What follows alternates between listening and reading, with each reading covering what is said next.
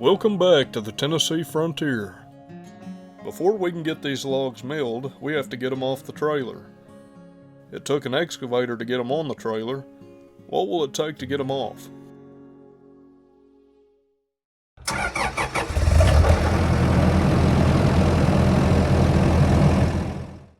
Thank you all for tuning in. Today we'll be unloading the logs from the last video. If you haven't got a chance to watch that video yet, you can follow the link on the screen there, and I'll put another one down in the description. I'd like to start off by thanking Fred Buellert. Fred was the only one willing to take a stab at how we were going to get these logs off. And Fred, you were right. After taking the standards out, we could roll the logs off the trailer. And you'd think doing that with the grapple would be pretty straightforward. But even getting a grip on poplar logs this size is a challenge. And the standard pocket sticking up above the deck 4.5 inches further complicates the unload. The grapple on this trailer opens up to 48 inches wide, but that's not to say it can get a good lifting grip on a 48-inch log. The grapple really needs to be able to get up and underneath the log to hold it. It'll do that decent enough on a 36-inch log, but not one at 48 inches.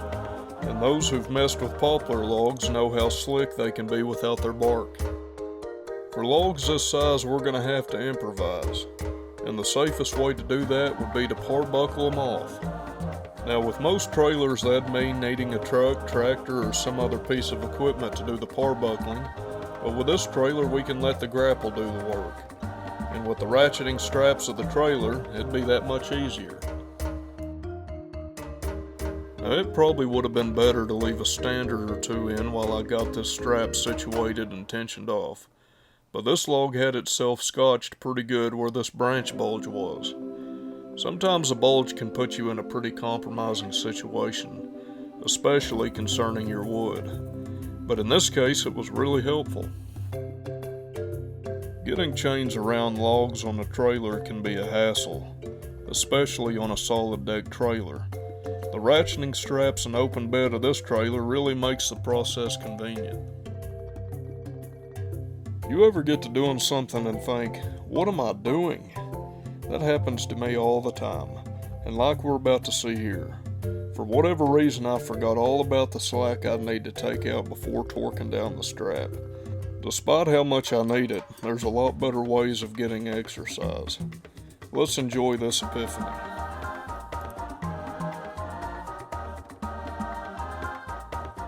If I had $1 for every time a light bulb went off in my head, I'd be ashamed to figure up my net worth. Then again, after you figure in pizza, Dippin' Dots, and the gym membership I'd need after that, there probably wouldn't be much to show for.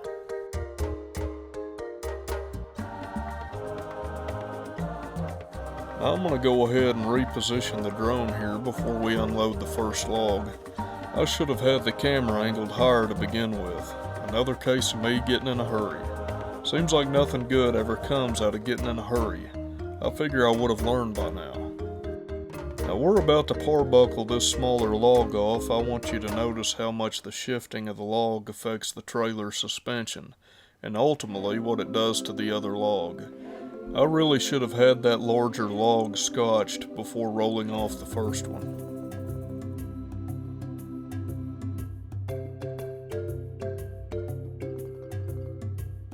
After watching the smaller log roll off the trailer, I noticed the big logs start to move too. There's a lot of potential energy in a log that big when it starts rolling, and I was afraid that I was going to have to make a poor attempt of trapping it with the grapple and strap. That wouldn't have ended well. The smaller log rolling off allowed the trailer's driver's side springs to recoil, which lifted the trailer deck higher off the ground, helping to bring the big log to rest. Now I talked about bulges earlier in the video. One of passion, one of the trees, and well, if that log would have kept rolling, I'd have had to talk about a bulge of another sort. One that would have lifted me a few inches higher in my seat. Now I'm going to reposition the trailer and we'll look at tackling the big log.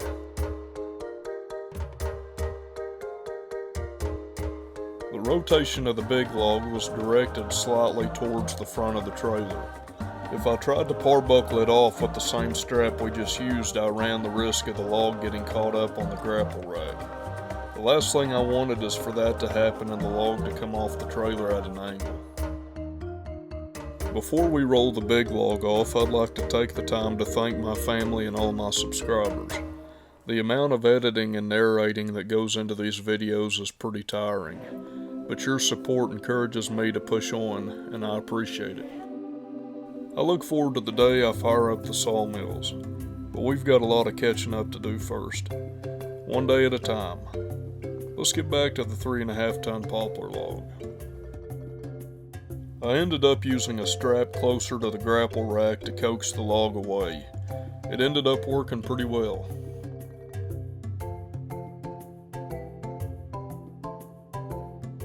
This par buckling technique has given me a lot of confidence moving forward, knowing that if we can get a log on the trailer, there's no reason why we can't get it off. Next time on the Tennessee Frontier. This wind-thrown red oak is over 4 foot across at the stump. Can we raise it back up and get it on the grapple trailer safely?